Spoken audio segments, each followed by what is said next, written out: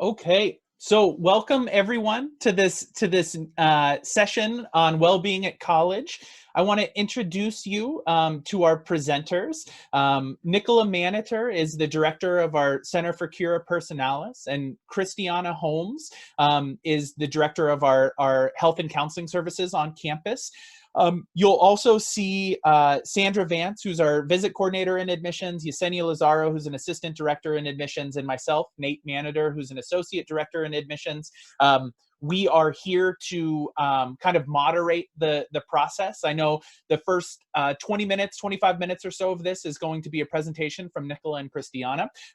We encourage you at the very bottom, you'll see the Q&A function. I encourage you to use that Q&A function to ask your questions. We'll keep an eye on the chat as well, but that Q&A function is going to be the best function to use. So with that being said, and understanding that there are about 315 people in here for now, we'll get started on the presentation and leave the last 10 or 15 minutes for questions as well. All right, thank you so much, Nate. My name's Nicola. I'm the director for the Center for Cura Pursonalis here at Gonzaga. Christiana and I have a variety of things we're going to talk to you about today. We want to make sure that we talk a little bit about what's typical when it comes to college student well-being. We want to talk about preparing and supporting your student through this transition. No matter which college your student is going to go to, it's really important to prepare for the significant transition in everyone's life. We're going to talk about developing resiliency and autonomy during this time. There's maybe a shift in family dynamics or even personal dynamics during this time, and how can you support that resiliency? We'll talk about the different kind of services and resources that Gonzaga has to offer, and then we'll leave some time at the end for you to ask questions as well.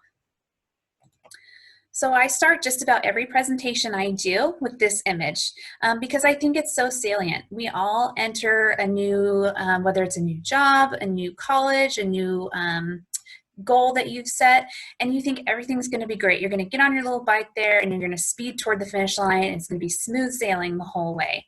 But what we know is that that's not reality. We know that in reality, people experience bumps in the road. They experience challenges, sometimes even major pitfalls. And as long as we're developing healthy habits and reaching out for support, we can overcome those challenges. But we want to really promote this idea that it's normal to struggle, it's normal to experience challenges, and even more so with the transition to college. So what is kind of normal, quote unquote, for student well-being? We know that there's a lot of emotions that are involved when it comes to coming to college, particularly if you're the first in your family to come to college, or the oldest sibling to come to college. There could be fear, excitement, nervousness. There's going to be stress. You're going to be taking some really hard classes. You're going to have a lot on your plate. A lot of people might even feel intimidated by the college environment, or find themselves wondering, am I really meant to be here? Am I smart enough to be at Gonzaga? Which of course the answer is yes. We're so excited that you're considering Gonzaga and we want you to be here, but we also want to support you through some of those emotions that you're going to be experiencing during this time. We also know that it's normal for college students to get sick. It's normal for folks to get cold, strep throat, the whole gamut of things. And we're going to talk about resources that are available to support students when they do get sick. A lot of times I see our students at their most vulnerable when they catch their first cold and they don't have their parent or sibling or loved one there to help take care of them. We know that students are going to experience bumps along the road. Just like with that image I threw up there for a minute, it's normal to experience bumps. It's normal to experience challenges, and we're going to support you through those. Our students also often perceive that no one else is struggling. We look at folks' Instagram feeds and everybody looks great, is doing great, is going on adventures, and everything's wonderful. But we know that that's people putting their best versions of themselves out there. In reality, folks, not everything's perfect, right? Everybody's experiencing different things and doing the best they can with what they're kind of going through. Every couple of years at Gonzaga, we do the National College Health Assessment. And one of the questions that that assessment asks is, what are the top things that are impacting your ability to be successful in the classroom? And I like to show this information because you'll see that Gonzaga is largely on par with national information. So we see stress, sleep difficulties, anxiety, cold, flu, sore throat. Those are all very normal and common things for students to struggle with across the country, not just at Gonzaga. What's really unique about Gonzaga is this fifth aspect of extracurricular activities. This is pretty rare to see on this assessment, but it's very salient at Gonzaga. And I throw this out there up front because it's very common for Gonzaga students to want to be as involved as possible. They want to do service, they want to be in a club, they want to play intramural sports, plus they want to take a full load of classes.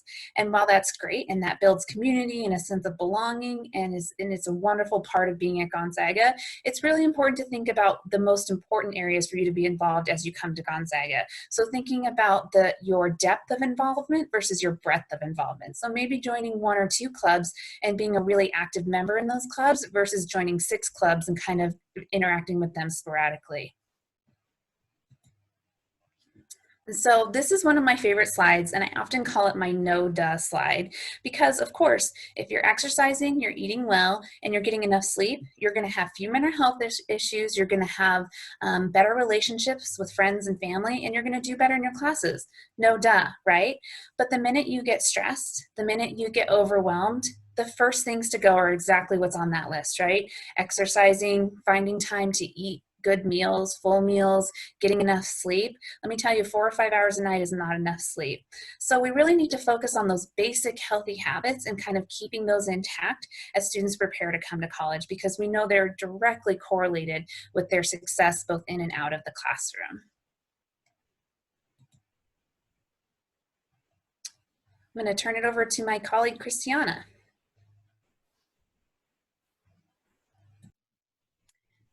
Thanks, Nicola. So obviously this is a significant transition for you or for your student, going from some semblance of dependence to independence, making that transition. And it's a process. It's not just going to happen the moment they step on campus or that you step on campus. But it's also not the first time that there's been a transition or something big has happened in your life or your student's life. So these are some questions that you may want to consider as you're approaching this transition, because college is right around the corner here. It's coming up so quickly. So some of the questions you may have are, how do you or your student manage emotions? What kinds of things do you currently do to stay well and manage the stress? Think of a time when you or your student has experienced a bump in the past. What did that look like? How did you manage it? And then how likely are you or how likely is your student to ask for help? Remember that positive coping skills that have come into play in the past, put them in the toolbox, keep them in the toolbox, and then pull them out when these situations occur as you're making that transition. And really I encourage you, and I hope that if you have a student coming here, that you encourage them to be a self-advocate and really to tap into those resources.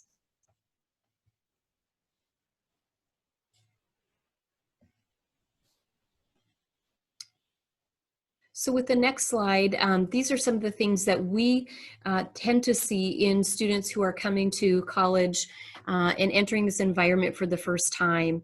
And we touched on these a little bit, but it's not unusual to see students who struggle with transitions, especially if they've had these struggles in the past. It might take a little bit more time to adjust to the college setting, and that's okay.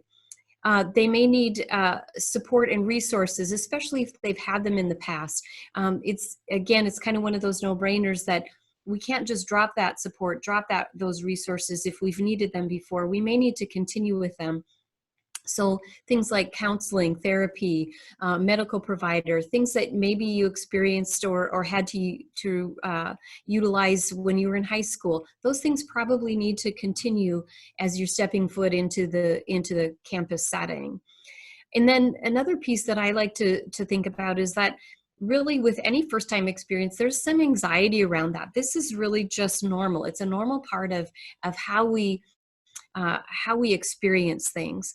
And so all of us have these anxieties the first time we are stepping into something. And it's, again, part of that process of moving from dependence to independence and becoming a young adult.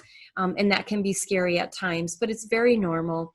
And seeking healthcare independently or other services might seem intimidating, as Nicola was alluding to before, especially without a parent or a loved one sitting right there beside you. So this is all very normal. And the good news is that you will have resources here on campus to help you with those processes as you step into them more independently. So then once again, kind of drawing on past successes with the right support, we can step back and say, hey, I've done this before. I'm going to pull this tool out of my toolbox and use what you've learned to manage and potentially to thrive during these situations. This next one I love because you may be wondering, you know, what's my family's role in all of this? What part do they play? So what I encourage is that, and I believe obviously Nicola encourages as well, but what we encourage you to be, if you are that loved one, if you as a student can encourage your family or loved one to be a guide from the side. Let's build on some of those strengths that you have developed over time. How have you bounced back in the past? Go back to that toolbox, as we've mentioned before. There are going to be some emotions that come up all along the way, and allow space for that and encourage or tap back into that problem solving ability that you have developed over time and you will continue to develop. And we want to normalize the bumps. So you as a student knowing that, yep, this is going to happen, or as a guide from the side, I know that these ups and downs are normal. And then encourage and engage in problem solving and help seeking. Definitely advocate for yourself if you are a student here, and certainly promote that if you are the guide from the side. We also want to identify that we're going to learn from our mistakes. Mistakes happen. They will continue to happen throughout life, not just at Gonzaga University. So let's look at them, let's reflect on them, and then let's learn from them. And that's a way that we can then focus on growth as we move forward. If we've grown from those times, it helps us with that resiliency and allows us to move forward and put one foot in front of the next. And then I think one important aspect that we've already touched on, but that we will continue to do, is identifying support. Are there people in your life or in this community here at Gonzaga University that can help you along your journey and support you in that way? All right, so you heard Christiana use the word resiliency. This is a word that you'll hear a lot while you're at Gonzaga. You may have even heard it quite a bit in your high schools. It's really this idea of how do we bounce back from difficult situations or challenges? How do we move forward? And I love this quote from Carl Rogers that says, growth occurs when individuals confront problems, struggle to master them, and through that struggle, develop new aspects of their skills, capacities, and views about life. So for me, resiliency isn't just pushing through until you meet your deadline or your goal. It's about learning along the way. So resiliency involves failures and challenges and setbacks, and it's about how you learn and grow as a human from those challenges and setbacks. So in this image, it's not just bulldozing through that wall so you can get to the other side. It's saying, I don't think I can do this alone, and getting someone to help you. Or it's learning and getting a ladder and going over the wall. So again, it's this process of learning and adapting in order to move forward. Martin Seligman is one of the big researchers on resiliency, and this quote is something that he shares: is the seeds of resilience are planted in the way we process the negative events in our lives. So again, there's a couple assumptions that are being made here. One is that we're experiencing challenges. Everything is not smooth sailing all the time, that we are having setbacks in our lives. But two, it's about how we process those events. It's about how we learn and grow from those events, and it's about not giving up and moving forward.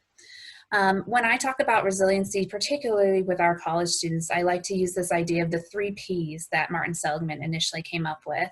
The first is personalization. So a lot of this is about challenging thoughts related to failure. And personalization is this thought that somebody has that everything is my fault, that everything bad that's happening is because of me. So really challenging and finding exceptions where that may not be the case, and understanding that we are so shaped by the environments that we live in, and helping folks to focus on what they can control in their lives. The second P is pervasiveness. So the belief that this event will affect every area of your life. When I hear students talk in this way, I challenge them to find areas of life where this problem or this challenge may not exist, and then to kind of grow from that little peak of light that they may be able to see. The third P is permanence, which is this idea that this challenge or problem is going to be here forever. And what I often talk with about students is to imagine a problem that you had a year ago. Do you still think about that every day? Or imagine yourself in the future, a year from now. Do you think that you'll still have this problem, or what will this problem look like? And kind of finding some relief and some ability to grow and learn from those pieces where, yeah, this isn't permanent. This too shall pass. I had a great colleague who used to say, just give it a year. And in some ways, she was really right in saying that things can change so much in days or weeks or years, that it's really important to be present and focus on what's in front of us, but to also know that things can and will change.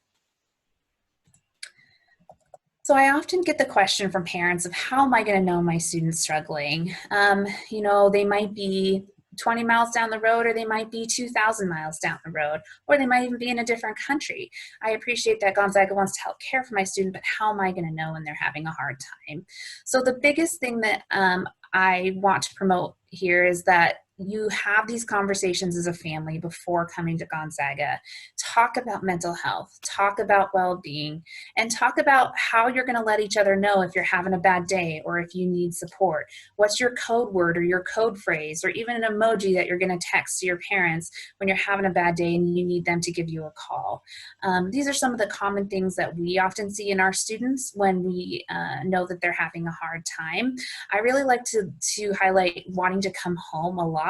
I think it feels really comforting for students to be able to come home whenever they want, and that can really inhibit a student's ability to create community and create support networks here in Spokane and at Gonzaga. So we want to be really careful about that balance of when we're bringing our student home to comfort and care for them versus when we're challenging them to grow their support and grow their self-advocacy.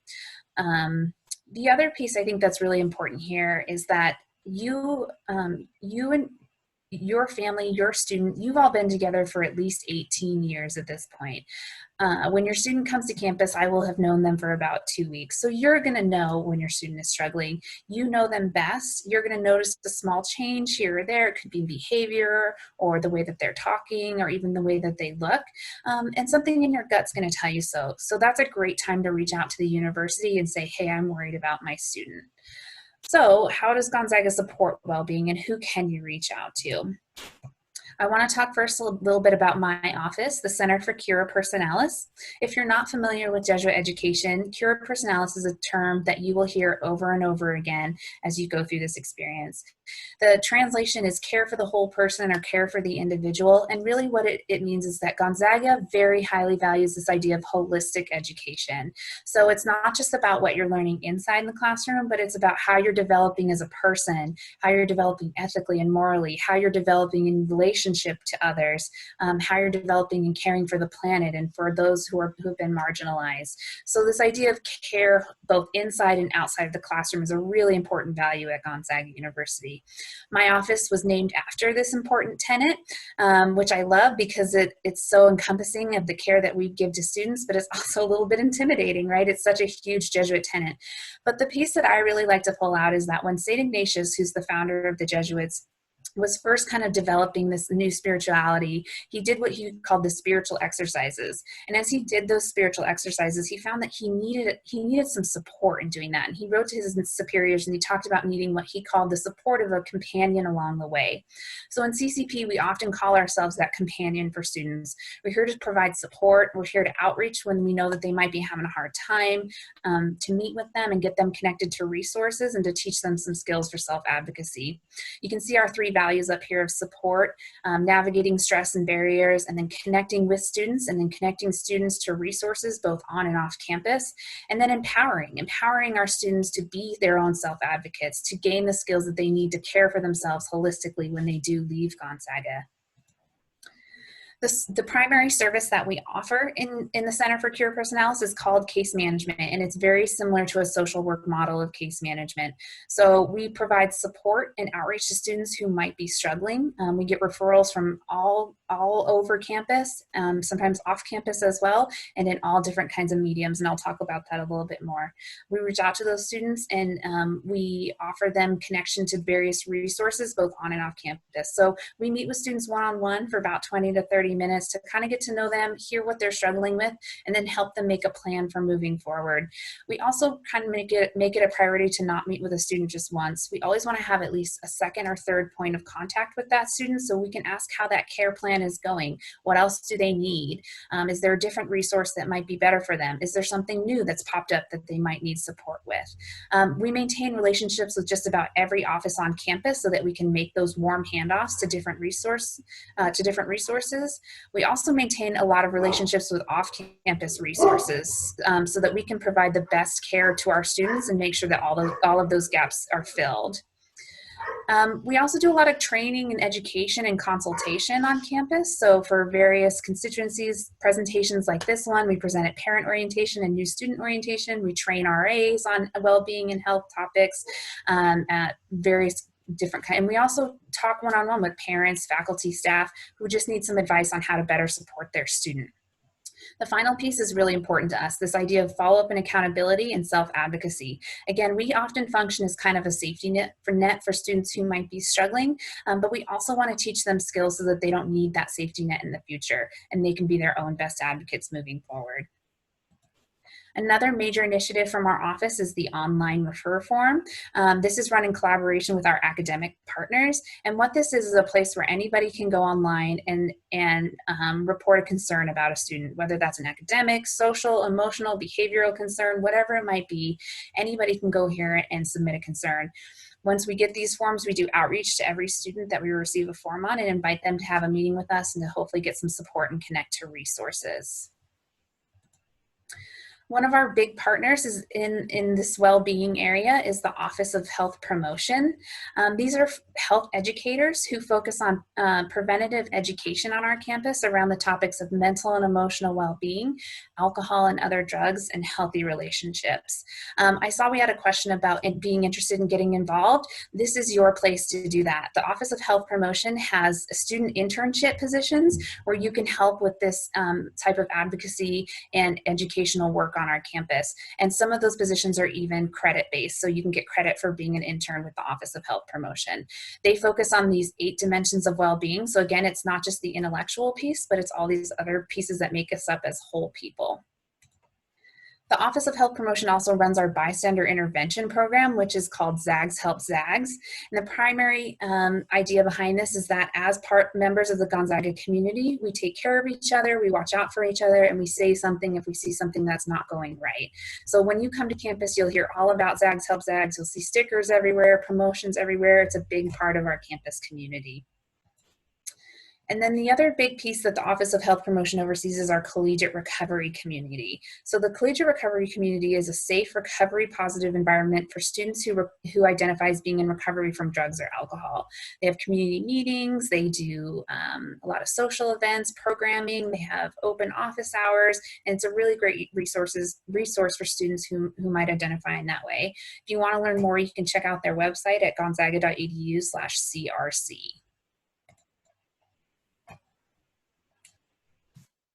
So another resource that's available right on campus is the Health and Counseling Services area. We are located on the campus, and this is one modality, again, for helping students who are coming into our community to move from that dependence to independence, specifically related to their own health care. And Health and Counseling Services on campus is a confidential service, and so this sometimes can be hard for parents or loved ones to know and understand, but students access our services by engaging with us directly. So sometimes we do have parents call and say, hey, can my student get into Health and Counseling Services, one or the other? They really have a need. And we have to gently say to them, That's wonderful. We appreciate your call. We will wait for the student to call us directly to set that up. And that's where the refer form is such a huge factor related to folks who are concerned about students who can't call and make appointments for them directly. So that refer form is that avenue to get that need or that concern out there. But our services, again, are confidential services. We provide them at low cost. They are easily accessible because we are right here on campus.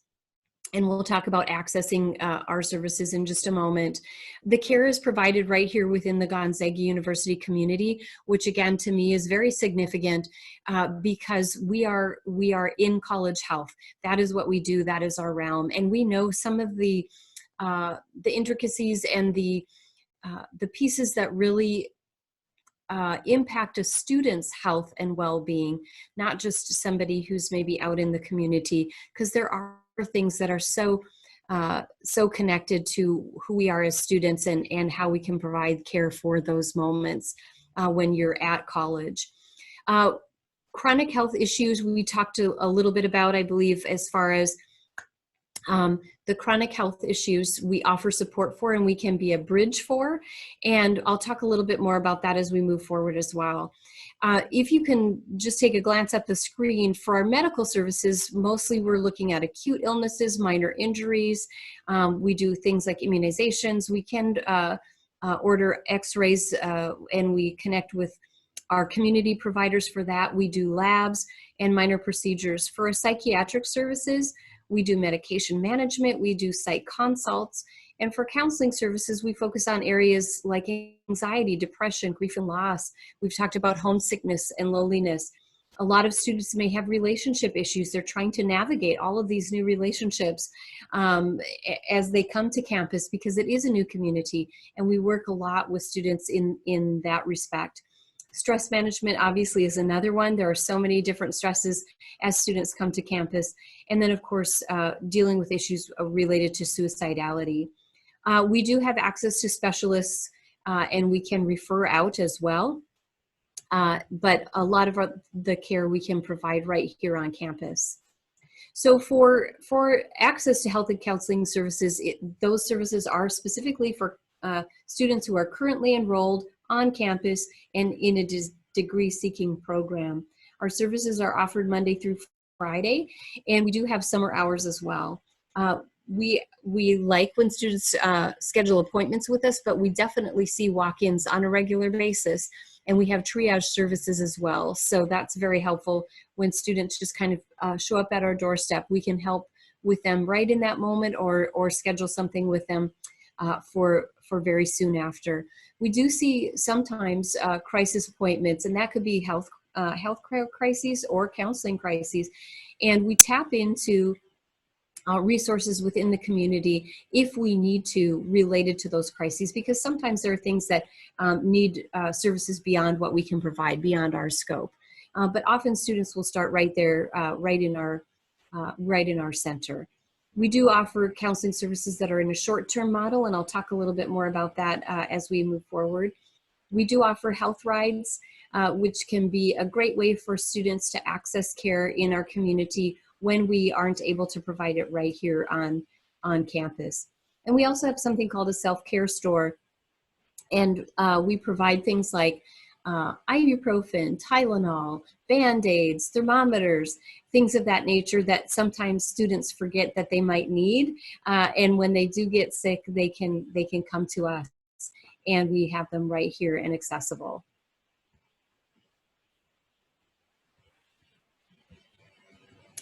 So for questions may come up about charges for care.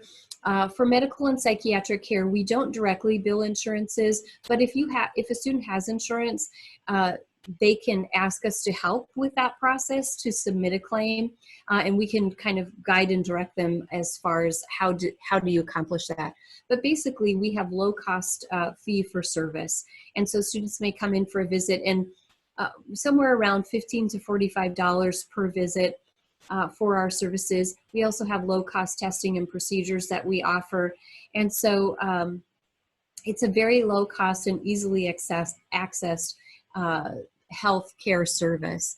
For a counseling care, it's again a short-term model. It's focused on solutions, and the counselor and the student establish a number of sessions in order to kind of work through the situation that the student is presenting with.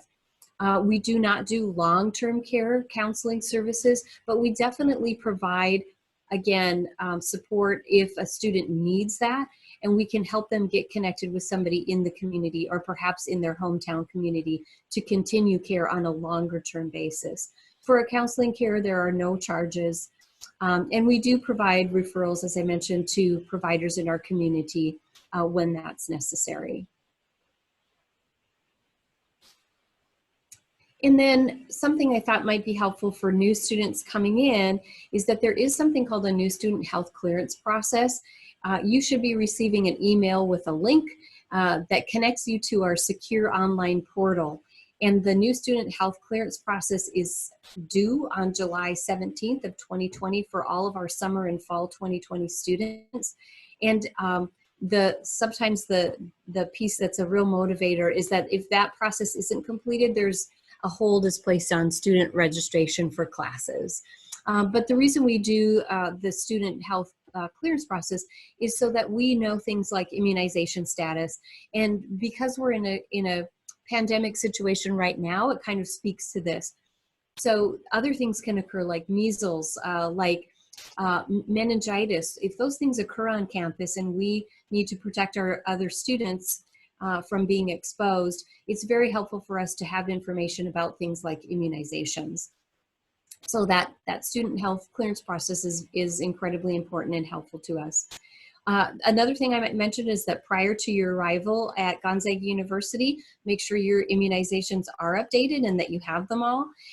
If you have insurance, make sure that you've taken a look to see, is that insurance accepted in the Spokane area for health services that might be provided in the community. If something were to happen and you would need a hospitalization or need services outside of our offices, you may want to be well versed on what your insurance does offer you in this community.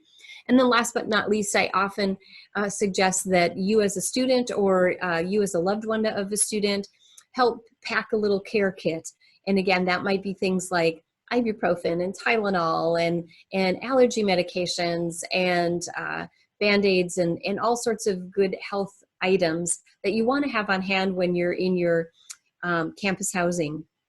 The good news is if you forget about that stuff, we do have some of those supplies here. So, but it's always good to have some on hand and have them accessible.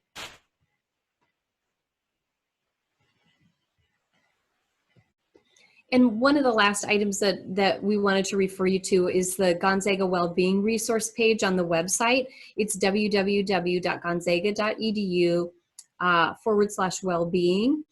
And it has access to campus resources, to a wellness toolbox, to health checks, to community resources. And there's information on topics like stress and anxiety, personal growth, depression. There's some screening tools there. So it's just a great resource, and it puts them all in one space so that you don't have to be searching all over the place to find some of those well-being resources that we have here and out in the community as well.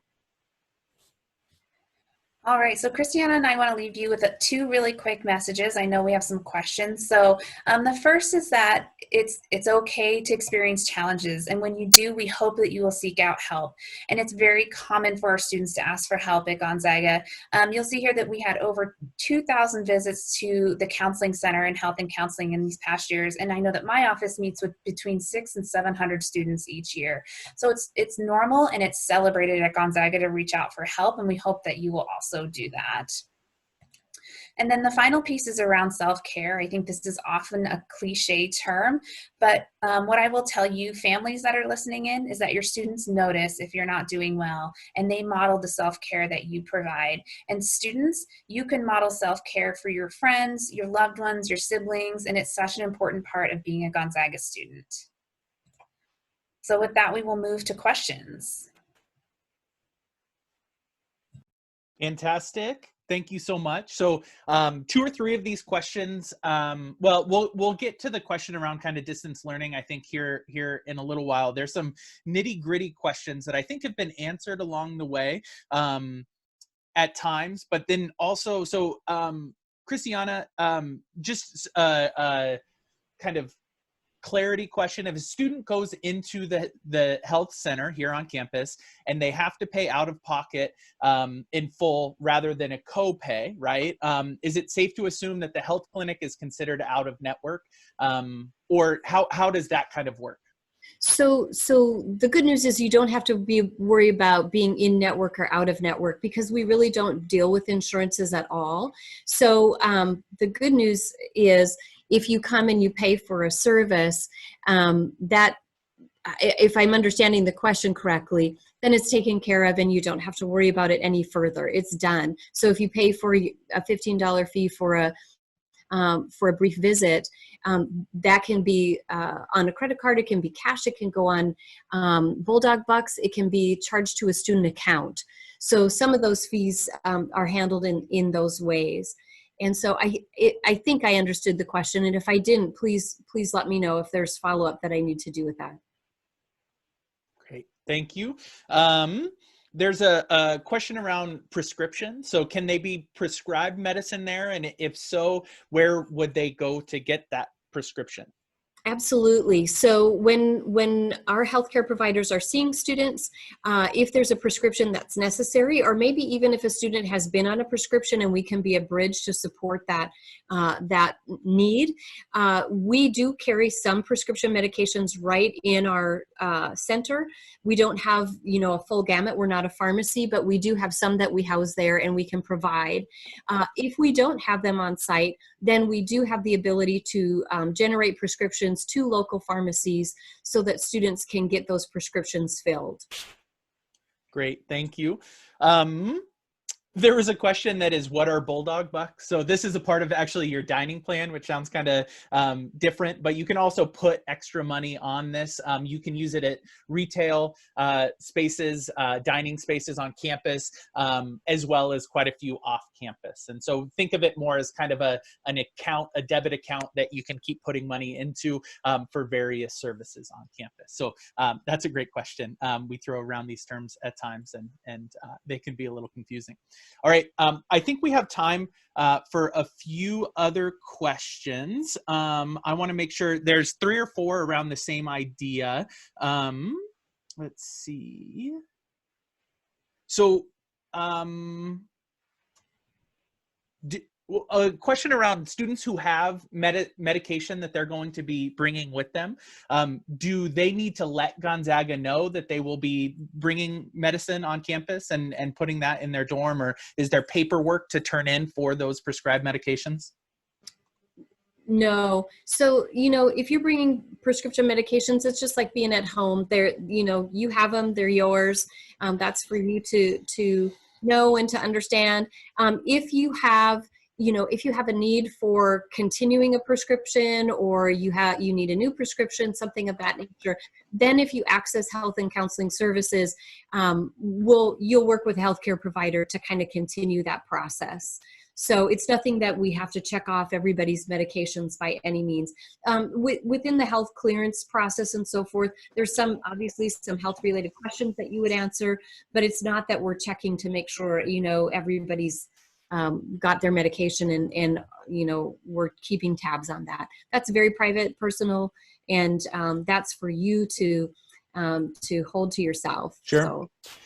All right, and now the last question, and it covers quite a few of these. It's around what plans are in place around this COVID-19 process or crisis as we move into the fall. So whether it be around testing on campus, if there's a plan for that, but also whether it be distance learning or any backup plans that we may be working on as a university. Right. So I can speak a little bit to that.